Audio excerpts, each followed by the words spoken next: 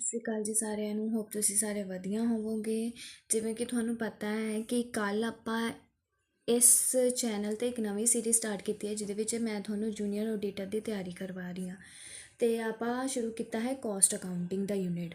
Cost accounting ਦੇ ਵਿੱਚ ਆਪਾਂ ਆਲਰੇਡੀ ਪਹਿਲਾ ਚੈਪਟਰ ਕਰ ਚੁੱਕੇ ਹਾਂ। ਜਿਨ੍ਹਾਂ ਨੇ ਉਹ ਲੈਕਚਰ ਨਹੀਂ ਦੇਖਿਆ, ਤੁਸੀਂ ਉਹ ਲੈਕਚਰ ਦੇਖ ਸਕਦੇ ਹੋ। ਅਤੇ ਅੱਜ ਮੈਂ ਚੈਪਟਰ 2 ਲੈ ਕੇ ਆਈ ਹਾਂ, ਜੋ ਕਿ ਹੈ ਅਕਾਊਂਟਿੰਗ ਫॉर ਮਟੀਰੀਅਲ, ਜਿਹਦੇ ਵਿੱਚ ਮੈਂ ਤੁਹਾਨੂੰ ਅੱਜ ਦੇ ਲੈਕਚਰ ਦੇ ਵਿੱਚ ਅਕਾਊਂਟਿੰਗ ਫॉर ਮਟੀਰੀਅਲ ਦਾ ਜਿਹੜਾ ਚੈਪਟਰ ਹੈ ਨਾ, ਇਹ 2 ਜਾਂ 3 ਲੈਕਚਰਸ ਦੇ ਵਿੱਚ ਆਪਾਂ ਕੰਪਲੀਟ ਕਰਾਂਗੇ। ਅੱਜ ਦੇ ਲੈਕਚਰ 'ਚ ਆਪਾਂ ਸਿਰਫ ਕਰਾਂਗੇ ਕਨਸੈਪਟ, ਆਬਜੈਕਟਿਵਸ ਅਤੇ ਟੈਕਨੀਕਸ ਆਫ ਮਟੀਰੀਅਲ ਕੋਸਟ। ਇਹਦੇ ਨਾਲ ਨਾਲ ਮੈਂ 20 MCQs ਵੀ ਲੈ ਕੇ ਆਈ ਹਾਂ, ਜਿਹਦੇ ਨਾਲ ਤੁਹਾਡੀ ਪ੍ਰੈਕਟਿਸ ਹੋਰ ਵਧੀਆ ਤਰੀਕੇ ਦੇ ਨਾਲ ਹੋ ਜਾਊਗੀ। ਹੁਣ ਆਪਾਂ ਸਟਾਰਟ ਕਰਦੇ ਹਾਂ ਆਪਣਾ ਲੈਕਚਰ, ਜਿਹਦੇ ਵਿੱਚ ਹੈ ਪਹਿਲਾ ਕਨਸੈਪਟ ਕਿ ਅਕਾਊਂਟਿੰਗ ਫॉर ਮਟੀਰੀਅਲ ਹੈ ਕੀ ਅਤੇ ਆਪਾਂ ਬਣਾਉਂਦੇ ਕਿਉਂ। ਦੇਖੋ, ਅਕਾਊਂਟਿੰਗ ਫॉर ਮਟੀਰੀਅਲ ਆਪਾਂ ਇਸ ਕਰਕੇ ਬਣਾਉਂਦੇ ਹਾਂ ਕਿ ਜਿਹੜਾ ਵੀ ਮੇਰੇ ਕੋਲ ਰੋ ਮਟੀਰੀਅਲ ਆ ਰਿਹਾ ਨਾ, ਉਹਦਾ ਸਿਸਟਮੈਟਿਕ ਮੈਂ ਰਿਕਾਰਡ ਕਰ ਸਕਾਂ ਉਹਨੂੰ, ਕਿ ਮੇਰਾ ਕਿੰਨਾ ਓਪਨਿੰਗ ਸਟਾਕ ਸੀਗਾ, ਠੀਕ ਹੈ ਜੀ, ਅਤੇ ਮੈਂ ਹੋਰ ਕਿੰਨਾ ਨਿਊ ਮਟੀਰੀਅਲ ਪਰਚੇਜ਼ ਕੀਤਾ, ਅਤੇ at the end of the production ਮੇਰੇ ਕੋਲ ਕਿੰਨਾ ਕਲੋਜ਼ਿੰਗ ਸਟਾਕ ਪਿਆ। ਇਹਨਾਂ ਸਭ ਵਾਸਤੇ ਆਪਾਂ ਕੀ ਬਣਾਉਂਦੇ ਹਾਂ, ਅਕਾਊਂਟਿੰਗ ਫॉर ਮਟੀਰੀਅਲ ਬਣਾਉਂਦੇ ਹਾਂ। ਉਸ ਤੋਂ ਬਾਅਦ ਮੇਰੇ ਕੋਲ ਦੂਸਰੇ ਪੁਆਇੰਟ ਦੇ ਵਿੱਚ ਆਪਾਂ ਇਸ ਕਨਸੈਪਟ ਨੂੰ ਡਿਫਾਈਨ ਕਰ ਸਕਦੇ ਹਾਂ ਕਿ ਮੈਨੂੰ ਪ੍ਰੋਪਰ ਰਿਕਾਰਡ ਰੱਖਣਾ ਹੈ ਕਿ ਮੈਂ ਕਿੰਨਾ ਪਰਚੇਜ਼ ਕੀਤਾ, ਕਿੰਨਾ ਮੈਂ ਪਰਚੇਜ਼ ਕਰਕੇ ਉਹਨੂੰ ਸਟੋਰ ਕੀਤਾ, ਅਤੇ ਕਿੰਨਾ ਮੈਂ ਜਿਹੜਾ ਸਟੋਰ ਕੀਤਾ ਸੀ ਉਹਦੇ ਵਿੱਚੋਂ ਮੈਂ ਇਸ਼ੂ ਕੀਤਾ as a raw material production ਵਾਸਤੇ, ਠੀਕ ਹੈ। ਇਹਦੇ ਕਰਕੇ ਵੀ ਆਪਾਂ ਕੀ ਬਣਾਉਂਦੇ ਹਾਂ, ਅਕਾਊਂਟਿੰਗ ਫॉर ਮਟੀਰੀਅਲ ਬਣਾਉਂਦੇ ਹਾਂ।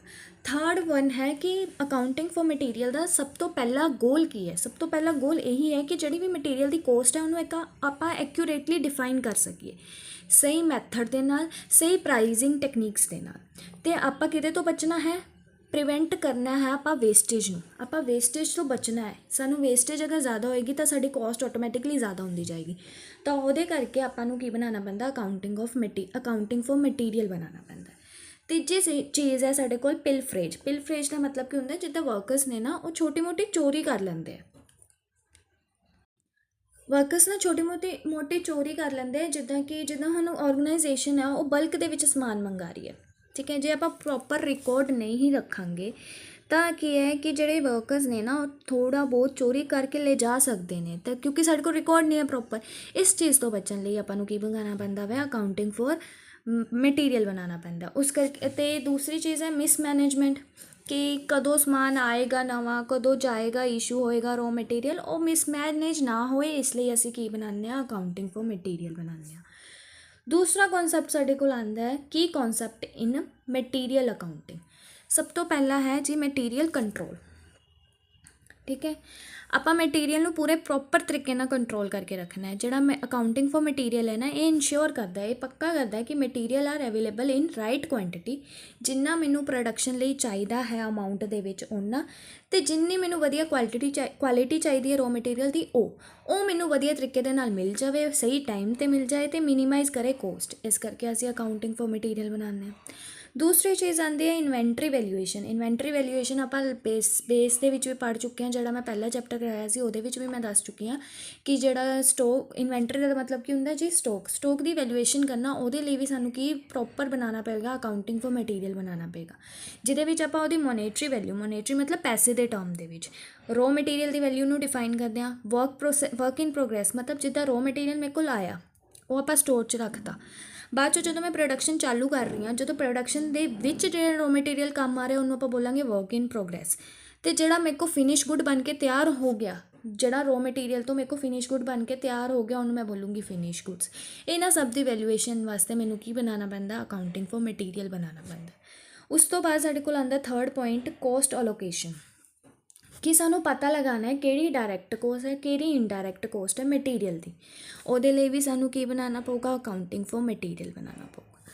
Fourth point is material losses management. ਜਿੰਨਾ ਵੀ ਮਟੀਰੀਅਲ ਮੇਰਾ ਵੇਸਟ ਹੋ ਗਿਆ ਡਿਊਰਿੰਗ ਟੂ ਦਾ ਪ੍ਰੋਡਕਸ਼ਨ, ਠੀਕ ਹੈ, ਪ੍ਰੋਡਕਸ਼ਨ ਪ੍ਰੋਸੈਸ ਦੇ ਵਿੱਚ ਜਿੰਨਾ ਮੇਰਾ ਮਟੀਰੀਅਲ ਸੀ, ਕੁਛ ਮੇਰਾ ਵੇਸਟ ਹੋ ਗਿਆ, ਕੁਛ ਮੇਰਾ ਇੱਧਰ ਉੱਧਰ ਹੋ ਗਿਆ, ਉਸ ਚੀਜ਼ ਨੂੰ ਡਿਫਾਈਨ ਕਰਨ ਵਾਸਤੇ ਵੀ ਮੈਨੂੰ ਕੀ ਬਣਾਉਣਾ ਪਊਗਾ, ਮਟੀਰੀਅਲ ਫॉर ਅਕਾਊਂਟਿੰਗ ਬਣਾਉਣਾ ਪਊਗਾ।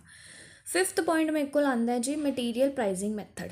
ਹੁਣ ਜਿਹੜਾ ਮਟੀਰੀਅਲ ਮੇਰੇ ਕੋਲ ਆਇਆ, ਠੀਕ ਹੈ, ਜੋ ਸਟੋਰ ਦੇ ਵਿੱਚ ਪਿਆ, ਮੇਰੇ ਕੋਲ ਕੁਝ ਪੁਰਾਣਾ ਵੀ ਤਾਂ ਪਿਆ ਹੋਊਗਾ, ਅਤੇ ਮੈਂ ਉਹਦੇ ਪ੍ਰਾਈਸ ਮੈਥਡ ਨੂੰ ਕਿੱਦਾਂ ਡਿਫਾਈਨ ਕਰੂੰਗੀ, ਕਿ ਫਸਟ ਇਨ ਫਸਟ ਆਊਟ ਦੇ ਬੇਸਿਸ 'ਤੇ, ਜਾਂ ਲਾਸਟ ਇਨ ਲਾਸਟ ਆਊਟ ਦੇ ਬੇਸਿਸ 'ਤੇ, ਜਾਂ ਵੇਟਡ ਐਵਰੇਜ ਮੈਥਡ ਦੇ ਬੇਸਿਸ 'ਤੇ।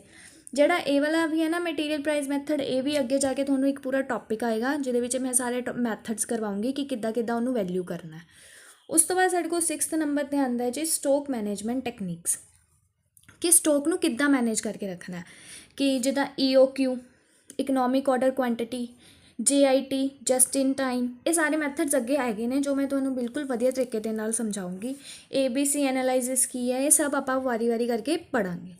ਉਸ ਤੋਂ ਬਾਅਦ ਸਾਡੇ ਕੋਲ ਆਉਂਦਾ ਹੈ objective of accounting for material, ਕਿ ਹੁਣ ਅਕਾਊਂਟਿੰਗ ਫॉर ਮਟੀਰੀਅਲ ਬਣਾ ਕਿਉਂ ਰਹੇ ਹਾਂ। ਸਭ ਤੋਂ ਪਹਿਲਾਂ ਅਕਾਊਂਟਿੰਗ ਫॉर ਮਟੀਰੀਅਲ ਇਸ ਕਰਕੇ ਬਣਾ ਰਹੇ ਹਾਂ ਕਿਉਂਕਿ ਮੈਨੂੰ ਐਕੂਰੇਟ ਕੋਸਟ ਪਤਾ ਚੱਲ ਸਕੇ ਆਪਣੇ ਪ੍ਰੋਡਕਟ, ਆਪਣੇ ਰॉ ਮਟੀਰੀਅਲ ਦੀ, ਠੀਕ ਹੈ। ਫਿਰ ਦੂਜਾ ਪੁਆਇੰਟ ਹੈ ਐਫੀਸ਼ੀਐਂਟ ਇਨਵੈਂਟਰੀ ਮੈਨੇਜਮੈਂਟ, ਕਿ ਇਨਵੈਂਟਰੀ ਨੂੰ ਵਧੀਆ ਤਰੀਕੇ ਨਾਲ ਮੈਂ ਮੈਨੇਜ ਕਰ ਸਕਾਂ, ਨਾ ਤਾਂ ਮੇਰੇ ਕੋਲ ਓਵਰ ਸਟੋਕਿੰਗ ਹੋ ਜਾਏ ਨਾ ਮੇਰੇ ਕੋਲ ਸ਼ੋਰਟੇਜ ਹੋ ਜਾਏ। ਓਵਰ ਸਟੋਕਿੰਗ ਦਾ ਮਤਲਬ ਕੀ ਹੈ, ਤੁਸੀਂ ਸਮਾਨ ਮੰਗਾਈ ਜਾ ਰਹੇ ਹੋ, ਰॉ ਮਟੀਰੀਅਲ ਮੰਗਾਈ ਜਾ ਰਹੇ ਹੋ ਤਾਂ ਆਲਰੇਡੀ ਮੇਰੇ ਕੋਲ ਸਟੋਕ ਪਿਆ ਤੇ ਮੈਨੂੰ ਜ਼ਰੂਰਤ ਨਹੀਂ ਹੈ ਇੰਨੇ ਸਮਾਨ ਦੀ, ਫਿਰ ਉਹ ਕੀ ਹੋ ਜਾਊਗਾ, ਓਵਰ ਸਟੋਕ ਹੋ ਜਾਊਗਾ। ਅਤੇ ਸ਼ੋਰਟੇਜ ਦਾ ਮਤਲਬ ਕੀ ਹੈ, ਤੁਸੀਂ ਸਮਾਨ ਤੁਹਾਡੇ ਕੋਲ ਹੈ ਹੀ ਨਹੀਂ ਸਟੋਰ ਦੇ ਵਿੱਚ, ਰॉ ਮਟੀਰੀਅਲ ਤੁਹਾਡੇ ਕੋਲ ਹੈ ਹੀ ਨਹੀਂ ਪ੍ਰੋਡਕਸ਼ਨ ਸਟਾਰਟ ਕਰਨ ਵਾਸਤੇ, ਤੇ ਤੁਸੀਂ ਸਮਾਨ ਮੰਗਾ ਹੀ ਨਹੀਂ ਰਹੇ, ਤਾਂ ਇਹ ਕੀ ਹੋ ਜੂਗੀ, ਸ਼ੋਰਟੇਜ ਹੋ ਜੂਗੀ। ਤਾਂ ਇਹਨਾਂ ਚੀਜ਼ਾਂ ਤੋਂ ਬਚਣ ਲਈ, ਓਵਰ ਸਟੋਕਿੰਗ ਤੋਂ ਬਚਣ ਲਈ ਅਤੇ ਸ਼ੋਰਟੇਜ ਤੋਂ ਬਚਣ ਲਈ ਸਾਨੂੰ ਕੀ ਬਣਾਉਣਾ ਪਊਗਾ, ਅਕਾਊਂਟਿੰਗ ਫॉर ਮਟੀਰੀਅਲ ਬਣਾਉਣਾ ਪਊਗਾ। ਉਸ ਤੋਂ ਬਾਅਦ ਹੈ ਜੀ 3rd ਪੁਆਇੰਟ, ਜਿਹਦੇ ਵਿੱਚ ਕੀ ਆਉਂਦਾ, prevention of waste and theft. ਚੋਰੀ ਤੋਂ ਸਮਾਨ ਨੂੰ ਬਚਾਉਣ ਵਾਸਤੇ, ਵੇਸਟੇਜ ਤੋਂ ਸਮਾਨ ਨੂੰ ਬਚਾਉਣ ਵਾਸਤੇ ਆਪਾਂ ਕੀ ਬਣਾਉਂਦੇ ਹਾਂ, ਅਕਾਊਂਟਿੰਗ ਫॉर ਮਟੀਰੀਅਲ ਬਣਾਉਂਦੇ ਹਾਂ, ਕਿਉਂਕਿ ਉਹਦੇ ਵਿੱਚ ਸਾਨੂੰ ਪ੍ਰੋਪਰ ਰਿਕਾਰਡ ਮਿਲਦਾ ਕਿ ਕਿਸ ਤਰੀਕ ਨੂੰ ਸਮਾਨ ਆਇਆ, ਕਿਸ ਤਰੀਕ ਨੂੰ ਆਪਾਂ ਇਸ਼ੂ ਕੀਤਾ, ਇਹ ਸਭ ਚੀਜ਼ਾਂ। ਤਾਂ ਇਹਦੇ ਨਾਲ ਆਪਾਂ ਥੈਫਟ ਤੋਂ ਬਚ ਸਕਦੇ ਹਾਂ, ਵੇਸਟੇਜ ਤੋਂ ਬਚ ਸਕਦੇ ਹਾਂ। ਉਸ ਤੋਂ ਬਾਅਦ ਸਾਡੇ ਕੋਲ ਆਉਂਦਾ ਕੋਸਟ ਰਿਡਕਸ਼ਨ, ਮਟੀਰੀਅਲ ਦੀ ਕੋਸਟ ਨੂੰ ਰਿਡਿਊਸ ਕਰਨ ਵਾਸਤੇ ਆਪਾਂ ਕੀ ਬਣਾਉਂਦੇ ਹਾਂ, ਅਕਾਊਂਟਿੰਗ ਫॉर ਮਟੀਰੀਅਲ ਬਣਾਉਂਦੇ ਹਾਂ, ਜੋ ਮਿਨੀਮਾਈਜ਼ ਕਰਦੀ ਹੈ, ਘੱਟ ਕਰਦੀ ਹੈ ਮਟੀਰੀਅਲ ਦੀ ਕੋਸਟ। ਕਿਹਦੇ ਨਾਲ, ਥਰੂ ਪ੍ਰੋਪਰ ਪ੍ਰੋਕਿਊਰਮੈਂਟ ਔਰ ਹੈਂਡਲਿੰਗ ਨਾਲ ਆਪਾਂ ਸਾਂਭ ਸੰਭਾਲ ਵਧੀਆ ਤਰੀਕੇ ਨਾਲ ਕਰਾਂਗੇ ਮਟੀਰੀਅਲ ਦੀ, ਤਾਂ ਸਾਡੀ ਵੇਸਟੇਜ ਘੱਟ ਹੋਊਗੀ, ਸਾਡੀ ਕੋਸਟ ਘੱਟ ਲੱਗੂਗੀ।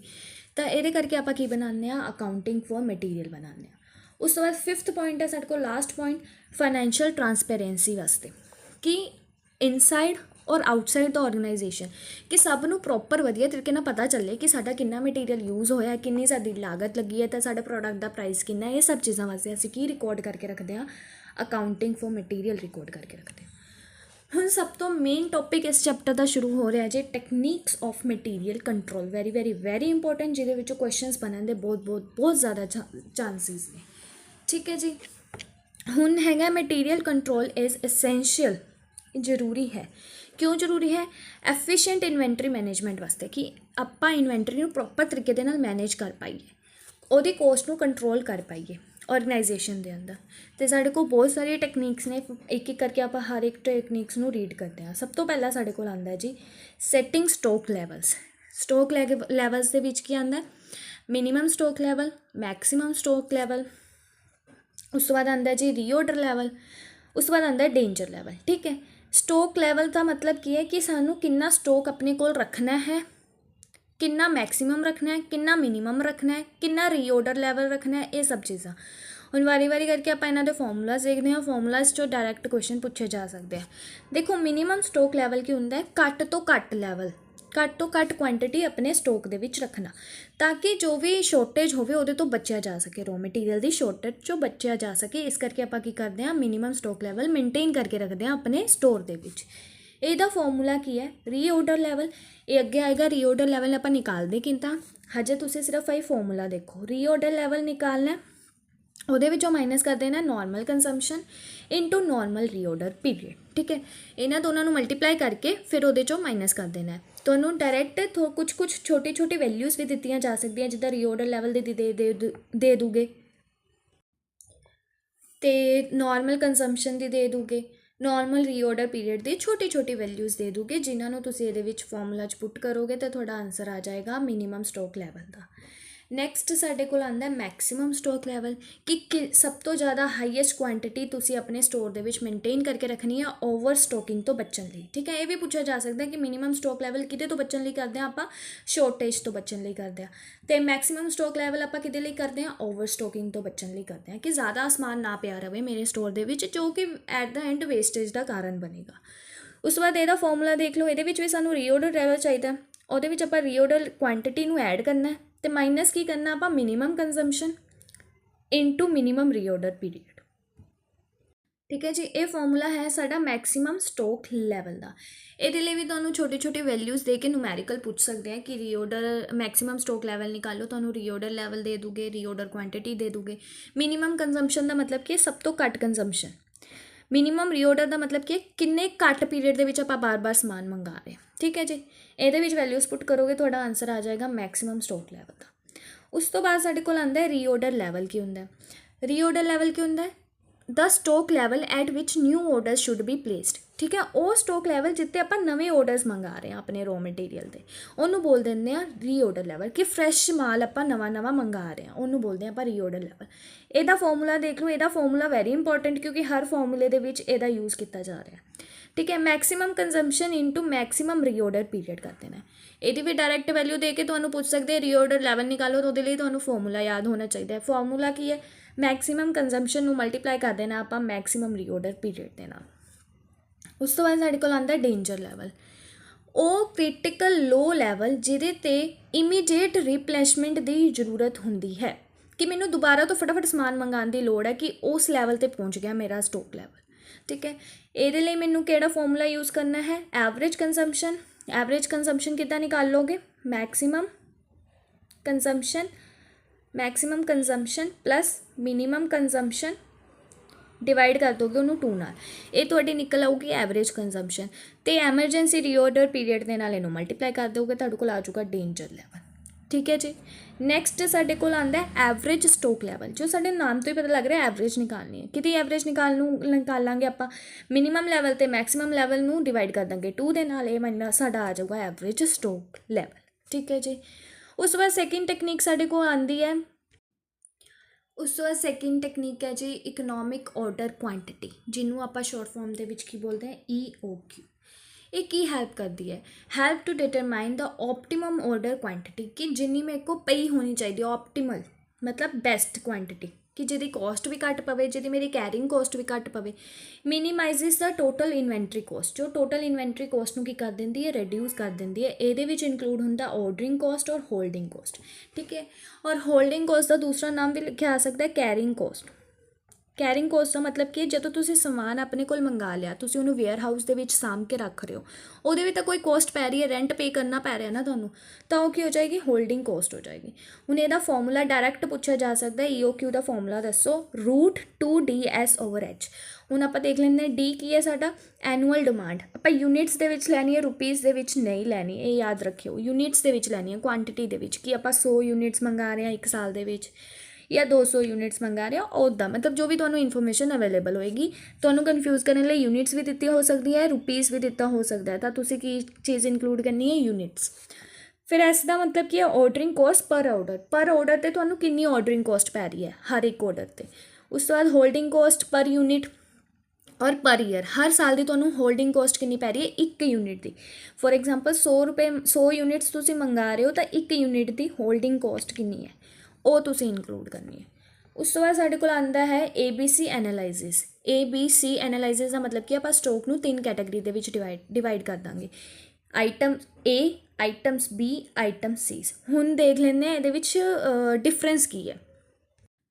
हुण तुसीं ना डायरैक्ट ये चीज़ याद रखनी है जो मैं नोट्स दे विच लिखी है, जिद्दां कि A आइटम वाली वो स्टॉक होगी जिन्हां दी वैल्यू हाई होएगी बट क्वांटिटी घट होएगी, मतलब एक्सपेंसिव रॉ मटीरियल कि उन कीमती ज़्यादा ने बट उन्होंने क्वांटिटी घट है। ये साडा की होगा? स्ट्रिक्ट कंट्रोल होएगा इन्वेंटरी का, ये चीज़ याद रखनी है। बी वाले विच मॉडरेट आ जाऊगी, मॉडरेट वैल्यू आ जाऊगी, मॉडरेट क्वांटिटी आ जाऊगी, और ये क्या आऊगा? मॉडरेट कंट्रोल आऊगा। थर्ड है साढ़े को सी आइटम दे विच क्या आऊगा? लो वैल्यू, मतलब कि जेड़ा सस्ता रॉ मटीरियल है पर यदि क्वांटिटी की आप रखी है अपने स्टोर दे विच ज़्यादा रखी है, और ये की आऊगा? Lace control आऊगा। तो तुहानूं ये भी पूछा जा सकता है, दसो ABC एनालाइसिस दे विच जे आप वधिया तरीके दे नाल कंट्रोल करना है तो किहड़ी आइटम्स नूं इंक्लूड करिए? आप A आइटम्स नूं इंक्लूड करांगे जिहदे विच हाई वैल्यू होएगी तो लो क्वांटिटी होएगी। ओके, नैक्सट साडे कोल आंदा perpetual inventory system. Perpetual inventory system का मतलब क्या है कि आप कॉन्टीन्यूसली अपडेट करते रहना इन्वेंटरी रिकॉर्ड हर टाइम। एक बारी ट्रांजैक्शन हुई, ट्रांजैक्शन का मतलब की है कि मेरे को जिदा समान आया स्टोर दे विच, मैं उदों ही रिकॉर्ड करता फटाफट ਫਿਰ ਉਹੀ ਸਮਾਨ ਮੇਰੇ ਕੋਲ ਗਿਆ ਬਾਹਰ ਪ੍ਰੋਡਕਸ਼ਨ ਪ੍ਰੋਸੈਸ ਲਈ, ਮੈਂ ਉਦੋਂ ਉਹ ਵੀ ਰਿਕਾਰਡ ਕਰ ਦਿੱਤਾ। ਮਤਲਬ ਕੰਟੀਨਿਊਸ ਅਪਡੇਟ ਕਰਦੇ ਰਵਾਂਗੇ ਆਪਾਂ ਇਨਵੈਂਟਰੀ ਰਿਕਾਰਡਸ ਨੂੰ ਆਫਟਰ ਈਚ ਟ੍ਰਾਂਜੈਕਸ਼ਨ, ਹਰ ਟ੍ਰਾਂਜੈਕਸ਼ਨ ਦੇ ਬਾਅਦ ਦੇ ਵਿੱਚ, ਤਾਂ ਕਿ ਸਾਨੂੰ ਇਨਸ਼ੋਰ ਹੋ ਸਕੇ ਕਿ ਆਪਾਂ ਜਿਹੜਾ ਸਟੋਕ ਹੈ ਵਧੀਆ ਤਰੀਕੇ ਦੇ ਨਾਲ ਧਿਆਨ ਵਿੱਚ ਰੱਖ ਰਹੇ ਹਾਂ ਕਿ ਕਦੋਂ ਸਮਾਨ ਆਇਆ ਅਤੇ ਕਦੋਂ ਸਮਾਨ ਗਿਆ। ਨੈਕਸਟ ਆਪਣੇ ਕੋਲ ਆਉਂਦਾ ਜੀ ਬਿਨ ਕਾਰਡ। ਬਿਨ ਦਾ ਮਤਲਬ ਕੀ ਹੈ, ਡੱਬੇ, ਹੈ ਨਾ। ਹਰ ਇੱਕ ਡੱਬੇ ਦੇ ਵਿੱਚ ਜਿਹੜਾ ਸਮਾਨ ਪਿਆ ਹੋਊਗਾ ਨਾ, ਉਹਦਾ ਕਾਰਡ ਸਿਸਟਮ ਬਣਾ ਕੇ ਰੱਖਣਾ। ਇਹ ਕੀ ਹੁੰਦਾ, ਇੱਕ ਫਿਜ਼ੀਕਲ ਰਿਕਾਰਡ ਹੁੰਦਾ। ਤਾਂ ਤੁਹਾਡੇ ਕੋਲ ਇਹ ਵੀ ਪੁੱਛਿਆ ਜਾ ਸਕਦਾ 3-4 ਟੈਕਨੀਕਸ ਦੇ ਕੇ ਦੱਸੋ ਫਿਜ਼ੀਕਲ ਰਿਕਾਰਡ ਕਿਹੜੀ ਟੈਕਨੀਕ ਮੇਨਟੇਨ ਕਰਕੇ ਰੱਖਦੀ ਹੈ। ਤਾਂ ਉਹ ਕਿਹੜੀ ਮੇਨਟੇਨ ਕਰਕੇ ਰੱਖਦੀ ਹੈ, ਬਿਨ ਕਾਰਡ ਸਿਸਟਮ ਮੇਨਟੇਨ ਕਰਕੇ ਰੱਖਦੀ ਹੈ, ਜਿੱਥੇ ਆਪਾਂ ਸਟੋਰੇਜ ਲੋਕੇਸ਼ਨ 'ਤੇ ਟਰੈਕ ਕਰਾਂਗੇ ਹਰ ਇੱਕ ਰਿਸਿਟ ਨੂੰ, ਹਰ ਇੱਕ ਇਸ਼ੂ ਨੂੰ, ਕਿ ਕਦੋਂ ਮੇਰੇ ਕੋਲ ਸਮਾਨ ਗਿਆ, ਕਦੋਂ ਮੇਰੇ ਕੋਲ ਸਮਾਨ ਆਇਆ। ਇਹ ਸਭ ਚੀਜ਼ਾਂ ਆਪਾਂ ਰਿਕਾਰਡ ਕਰਕੇ ਰੱਖਾਂਗੇ ਬਿਨ ਕਾਰਡ ਸਿਸਟਮ ਦੇ ਵਿੱਚ। ਉਸ ਤੋਂ ਬਾਅਦ ਟੂ ਬਿਨ ਸਿਸਟਮ, ਇਹ ਨਾਮ ਤੋਂ ਹੀ ਪਤਾ ਲੱਗ ਰਿਹਾ ਕਿ ਹਰ ਮਟੀਰੀਅਲ ਆ ਸਟੋਰ ਇਨ 2 ਬਿਨਸ, ਠੀਕ ਹੈ। 2 ਬਿਨ ਦੇ ਵਿੱਚ ਆਪਾਂ ਸਟੋਰ ਕਰਕੇ ਰੱਖਾਂਗੇ ਮਟੀਰੀਅਲ ਨੂੰ। ਪਹਿਲਾ ਕਿਹੜਾ ਹੋਊਗਾ, ਕਰੰਟ ਯੂਜ਼ ਵਾਸਤੇ, ਜੋ ਕਰੰਟ ਯੂਜ਼ ਕਰ ਰਹੇ ਹਾਂ, ਜਿਹਨੂੰ ਆਪਾਂ ਪ੍ਰੋਡਕਸ਼ਨ ਪ੍ਰੋਸੈਸ ਦੇ ਵਿੱਚ ਯੂਜ਼ ਕਰ ਰਹੇ ਹਾਂ। ਅਤੇ ਦੂਜਾ ਐਜ਼ ਅ ਰਿਜ਼ਰਵ, ਕਿ ਸਟੋਕ ਦੀ ਤਰ੍ਹਾਂ ਰੱਖਾਂਗੇ ਕਿ ਜਦੋਂ ਕਰੰਟ ਯੂਜ਼ ਵਾਲਾ ਮੇਰਾ ਖਤਮ ਹੋ ਗਿਆ ਤਾਂ ਆਪਾਂ ਸਟੋਕ ਵਾਲਾ ਯੂਜ਼ ਕਰਾਂਗੇ। ਵੈਨ ਦਾ ਫਸਟ ਬਿਨ ਇਜ਼ ਐਮਟੀ, ਜਦੋਂ ਪਹਿਲਾ ਬਿਨ ਐਮਟੀ ਹੋ ਜਾਏਗਾ ਦੈਟ ਮੀਨਸ ਕਰੰਟ ਯੂਜ਼ ਵਾਲਾ ਖਾਲੀ ਹੋ ਜਾਊਗਾ ਜਦੋਂ ਮੇਰੇ ਕੋਲ ਬਿਨ, ਤਾਂ ਮੈਂ ਜਦੇ ਹੀ ਆਪਣਾ ਨਿਊ ਆਰਡਰ ਪਲੇਸ ਕਰ ਦੇਣਾ ਹੈ, ਠੀਕ ਹੈ ਜੀ। ਨੈਕਸਟ ਸਾਡੇ ਕੋਲ ਆਉਂਦਾ ਹੈ JIT ਇਨਵੈਂਟਰੀ। JIT ਦਾ ਮਤਲਬ ਕੀ ਹੈ, ਜਸਟ ਇਨ ਟਾਈਮ। ਆਪਾਂ ਪਹਿਲਾਂ ਨਹੀਂ ਸਟੋਕ ਮੇਨਟੇਨ ਕਰਕੇ ਰੱਖ ਰਹੇ, ਜਦੋਂ ਮੈਨੂੰ ਜ਼ਰੂਰਤ ਹੈ ਮਟੀਰੀਅਲ ਦੀ ਮੈਂ ਉਸੇ ਟਾਈਮ ਨੂੰ ਉਹਨੂੰ ਮੰਗਾ ਲੂੰਗੀ, ਠੀਕ ਹੈ। A method where material are order, ਜਦੋਂ ਆਪਾਂ ਆਰਡਰ ਕਰਦੇ ਹਾਂ, ਰਿਸੀਵ ਕਰਦੇ ਹਾਂ ਜਦੋਂ ਸਾਨੂੰ ਜ਼ਰੂਰਤ ਹੈ, ਅਦਰਵਾਈਜ਼ ਮੈਂ ਨਹੀਂ ਮੰਗਾਉਂਗੀ। ਮੈਂ ਸਟੋਰੇਜ ਆਪਣੀ ਕੈਰਿੰਗ ਕੋਸਟ ਨਹੀਂ ਪਾਉਂਗੀ, ਕਿਉਂਕਿ ਜਿੰਨਾ ਮੈਨੂੰ ਸਮਾਨ ਸੰਭਾਲ ਕੇ ਰੱਖਣਾ ਪਏਗਾ ਉਹਦੀ ਕੈਰਿੰਗ ਕੋਸਟ ਵੀ ਉਨੀ ਜ਼ਿਆਦਾ ਹੋਏਗੀ। ਤਾਂ ਜਸਟ ਇਨ ਇਨਵੈਂਟਰੀ ਉੱਥੇ ਯੂਜ਼ ਹੁੰਦੀ ਹੈ ਜਦੋਂ ਮੈਨੂੰ ਜ਼ਰੂਰਤ ਹੈ ਪ੍ਰੋਡਕਸ਼ਨ ਦੇ ਵਿੱਚ ਸਮਾਨ ਦੀ, ਮੈਂ ਉਦੋਂ ਹੀ ਆਰਡਰ ਕੀਤਾ, ਉਦੋਂ ਹੀ ਰਿਸੀਵ ਕੀਤਾ, ਠੀਕ ਹੈ ਜੀ। ਦੂਸਰਾ ਆਉਂਦਾ ਸਾਡੇ ਕੋਲ ਸਟੈਂਡਰਡਾਈਜੇਸ਼ਨ ਐਂਡ ਕੋਡਿਫਿਕੇਸ਼ਨ। ਇਹਦਾ ਮਤਲਬ ਕੀ ਹੈ, ਇਹਦਾ ਮਤਲਬ ਹੈ ਜੀ ਇਨਸ਼ੋਰ ਕਰਨਾ ਯੂਨੀਫਾਰਮਿਟੀ, ਮਤਲਬ ਸੇਮ ਮਟੀਰੀਅਲ ਆਪਾਂ ਯੂਜ਼ ਕਰ ਰਹੇ ਹਾਂ। ਜਿੱਦਾਂ ਹੁਣ ਆਪਾਂ ਇੱਕ ਵਾਰ ਮਟੀਰੀਅਲ ਮੰਗਾਇਆ, ਜਦੋਂ ਦੂਜੀ ਵਾਰ ਮੰਗਾਇਆ ਨਾ, ਤਾਂ ਹੋ ਸਕਦਾ ਹੈ ਕਿ ਉਹਦੀ ਵੈਰਾਈਟੀ ਦੇ ਵਿੱਚ ਫ਼ਰਕ ਆ ਜਾਵੇ, ਹੋ ਸਕਦਾ ਹੈ ਥੋੜ੍ਹੀ ਕੁਆਲਿਟੀ ਉੱਪਰ ਨੀਚੇ ਹੋ ਜਾਵੇ। ਇਸ ਕਰਕੇ ਉਸ ਚੀਜ਼ ਨੂੰ ਮੇਨਟੇਨ ਕਰਨ ਵਾਸਤੇ, ਆਪਣੇ ਸਪੈਸੀਫਿਕੇਸ਼ਨ, ਆਪਣੇ ਵੈਰਾਈਟੀ ਨੂੰ ਮੇਨਟੇਨ ਕਰਨ ਵਾਸਤੇ ਅਸੀਂ ਕੀ ਬਣਾ ਦਾਂਗੇ, ਸਟੈਂਡਰਡਾਈਜੇਸ਼ਨ ਅਤੇ ਕੋਡਿਫਿਕੇਸ਼ਨ। ਕੋਡ ਬਣਾ ਦਾਂਗੇ, ਜਿੱਦਾਂ material A, material B, material C, ਇਹ ਵਧੀਆ ਕੁਆਲਿਟੀ ਵਾਲਾ, ਇਹ ਘਟੀਆ ਕੁਆਲਿਟੀ ਵਾਲਾ, ਇਹ ਉਸ ਤੋਂ ਵੀ ਘਟੀਆ ਕੁਆਲਿਟੀ ਵਾਲਾ, ਇੱਦਾਂ ਆਪਾਂ ਉਹਨੂੰ ਯੂਜ਼ ਕਰਾਂਗੇ। ਉਸ ਤੋਂ ਬਾਅਦ ਸਾਡੇ ਕੋਲ ਆਉਂਦਾ inventory turnover ratio, which is very very very very very important, ਕਿਉਂਕਿ ਇਹਦਾ ਇੱਕ ਰੇਸ਼ੀਓ ਐਨਾਲਾਈਸਿਸ ਦਾ ਇੱਕ ਅਲੱਗ ਤੋਂ ਚੈਪਟਰ ਆਏਗਾ ਤੁਹਾਨੂੰ, ਜਿਹਦੇ ਵਿੱਚ ਬਹੁਤ ਸਾਰੀ ਰੇਸ਼ੀਓਜ਼ ਆਪਾਂ ਕਰਾਂਗੇ, ਬਟ ਫਿਲਹਾਲ ਲਈ ਆਪਾਂ ਮਟੀਰੀਅਲ ਵਾਲਾ ਕਰ ਰਹੇ ਹਾਂ, ਇਸ ਕਰਕੇ ਇਹਦੇ ਵਿੱਚ ਮਟੀਰੀਅਲ ਵਾਲੀ ਰੇਸ਼ੀਓ ਨੂੰ ਆਪਾਂ ਇਨਕਲੂਡ ਕੀਤਾ। ਇਹ ਵੀ ਇੱਕ ਟੈਕਨੀਕ ਹੈ। ਇਹ ਕੀ ਮੇਅਰ ਕਰਦੀ ਹੈ, ਹਾਊ ਕੁਇਕਲੀ, ਇਹ ਦੇਖਦੀ ਹੈ ਕਿ ਕਿੰਨੀ ਜਲਦੀ ਮੇਰਾ ਇਨਵੈਂਟਰੀ ਹੈ ਸੋਲਡ ਦੇ ਵਿੱਚ ਸੇਲਸ ਦੇ ਵਿੱਚ ਚੇਂਜ ਹੋ ਰਿਹਾ, ਠੀਕ ਹੈ। ਕਿੰਨੀ ਜਲਦੀ ਮੇਰਾ ਸਟੋਕ ਹੈ ਉਹ ਸੇਲਸ ਦੇ ਵਿੱਚ ਕਨਵਰਟ ਹੋ ਕੇ ਵਿਕੀ ਜਾ ਰਿਹਾ, ਉਹਨੂੰ ਆਪਾਂ ਬੋਲਾਂਗੇ ਇਨਵੈਂਟਰੀ ਟਰਨਓਵਰ ਰੇਸ਼ੀਓ। ਨਾਮ ਤੋਂ ਪਤਾ ਲੱਗ ਰਿਹਾ ਇਨਵੈਂਟਰੀ ਦਾ ਮਤਲਬ ਕੀ ਹੈ, ਸਟੋਕ, ਠੀਕ ਹੈ ਜੀ।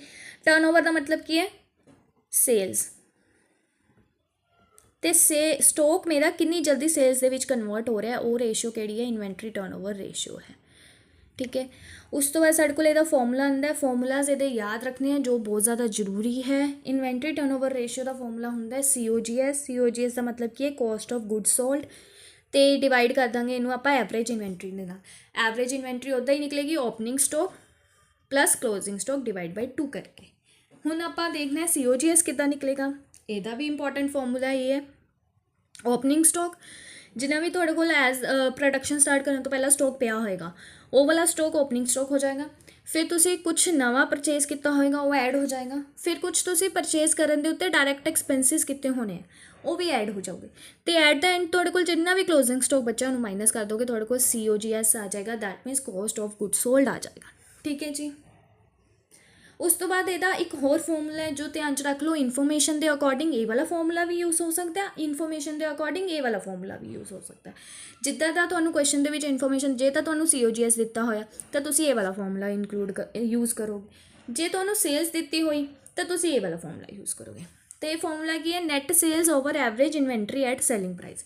ਐਵਰੇਜ ਇਨਵੈਂਟਰੀ ਤਾਂ ਉੱਦਾਂ ਹੀ ਨਿਕਲੇਗੀ ਜੋ ਆਪਾਂ ਉੱਪਰ ਵਾਲੇ ਫਾਰਮੂਲੇ ਦੇ ਵਿੱਚ ਨਿਕਾਲੀ ਹੈ, ਇੱਦਾਂ, ਠੀਕ ਹੈ ਜੀ। ਅਤੇ ਜਿਹੜਾ ਨੈਟ ਸੇਲਸ ਹੈ, ਨੈਟ ਸੇਲਸ ਦਾ ਮਤਲਬ ਕੀ ਹੈ, ਟੋਟਲ ਸੇਲਸ ਦੇ ਵਿੱਚੋਂ ਤੁਸੀਂ ਕ੍ਰੈਡਿਟ ਸੇਲਸ ਨੂੰ ਮਾਈਨਸ ਕਰ ਦੋਗੇ। ਇਹ ਤੁਹਾਡੇ ਕੋਲ ਆ ਜਾਏਗੀ ਨੈਟ ਸੇਲਸ। ਉਸ ਤੋਂ ਬਾਅਦ ਸਾਡੇ ਕੋਲ ਆਉਂਦਾ ਹੈ ਬਜਟਰੀ ਕੰਟਰੋਲ। ਬਜਟਰੀ ਕੰਟਰੋਲ ਦਾ ਮਤਲਬ ਕੀ ਹੈ, ਸੈਟਿੰਗ ਕਰਨਾ ਮਟੀਰੀਅਲ ਪਰਚੇਜ਼ ਬਜਟ। ਇੱਕ ਬਜਟ ਬਣਾ ਕੇ ਰੱਖ ਲੈਣਾ ਕਿ 10,000 ਦੇ ਵਿੱਚ ਹੀ ਮੈਂ ਆਪਣੇ ਰੋ ਮਟੀਰੀਅਲ ਨੂੰ ਪਰਚੇਜ਼ ਕਰਨਾ ਹੈ, ਇਸ ਤੋਂ ਬਾਹਰ ਮੇਰਾ ਜਿਹੜਾ ਹੈ ਬਜਟ ਨਹੀਂ ਜਾਣਾ ਚਾਹੀਦਾ। ਠੀਕ ਹੈ, ਇਹ ਕਿਉਂ ਆਪਾਂ ਇਹ ਵਾਲਾ ਟੈਕਨੀਕ ਆਪਾਂ ਕਦੋਂ ਯੂਜ਼ ਕਰਦੇ ਹਾਂ, ਜਦੋਂ ਆਪਾਂ ਅਨਨੈਸੈਸਰੀ ਸਟਾਕ ਐਕਿਊਮੂਲੇਸ਼ਨ ਤੋਂ ਬਚਣਾ ਹੈ। ਐਕਿਊਮੂਲੇਸ਼ਨ ਦਾ ਮਤਲਬ ਹੁੰਦਾ ਇਕੱਠਾ ਕਰਨਾ। ਸਟਾਕ ਨੂੰ ਆਪਾਂ ਐਵੇਂ ਫਾਲਤੂ ਦੇ ਵਿੱਚ ਆਪਣੇ ਸਟੋਰ ਹਾਊਸ ਦੇ ਵਿੱਚ ਰੱਖੀ ਜਾ ਰਹੇ ਐਕਿਊਮੂਲੇਟ ਕਰੀ ਜਾ ਰਹੇ ਹਾਂ, ਉਹ ਸਾਡੇ ਯੂਜ਼ ਦੇ ਵਿੱਚ ਵੀ ਨਹੀਂ ਆਏਗਾ, ਵੇਸਟ ਵੱਧ ਹੋਊਗਾ। ਇਸ ਕਰਕੇ ਆਪਾਂ ਬਜਟਰੀ ਕੰਟਰੋਲ ਬਣਾ ਕੇ ਰੱਖਦੇ ਹਾਂ ਕਿ ਇੰਨਾ ਹੀ ਬਜਟ ਆਪਾਂ ਮੰਗਾਉਣਾ ਹੈ ਅਤੇ ਇੰਨਾ ਹੀ ਬਜਟ ਆਪਾਂ ਪਹਿਲਾਂ ਇੰਨਾ ਹੀ ਮਟੀਰੀਅਲ ਮੰਗਾਉਣਾ ਹੈ ਅਤੇ ਇੰਨਾ ਹੀ ਮਟੀਰੀਅਲ ਆਪਾਂ ਯੂਜ਼ ਕਰਨਾ। ਮੈਂ ਬਜਟ ਕਹਿ ਦਿੱਤਾ, ਸੌਰੀ। ਹੁਣ ਨੈਕਸਟ ਆਉਂਦਾ ਸਾਡੇ ਕੋਲ ਮਟੀਰੀਅਲ ਰਿਕੁਆਇਰਮੈਂਟ ਪਲੈਨਿੰਗ। ਇਹ ਲਾਸਟ ਟੈਕਨੀਕ ਹੈ ਔਰ ਇਹ ਜ਼ਿਆਦਾ ਇੰਪੋਰਟੈਂਟ ਨਹੀਂ ਹੈ, ਬਸ ਇਹਦਾ ਮੀਨਿੰਗ ਦੇਖ ਲਓ। ਸਿਸਟਮੈਟਿਕ ਅਪਰੋਚ, ਇਹ ਇੱਕ ਸਿਸਟਮੈਟਿਕ ਅਪਰੋਚ ਹੈ ਜਿਹਦੇ ਵਿੱਚ ਆਪਾਂ ਡਿਟਰਮਾਈਨ ਕਰਦੇ ਹਾਂ ਕਿ material needs based on the product schedule, production schedule ਦੇ ਉੱਤੇ, ਕਿ ਕਦੋਂ ਉਸ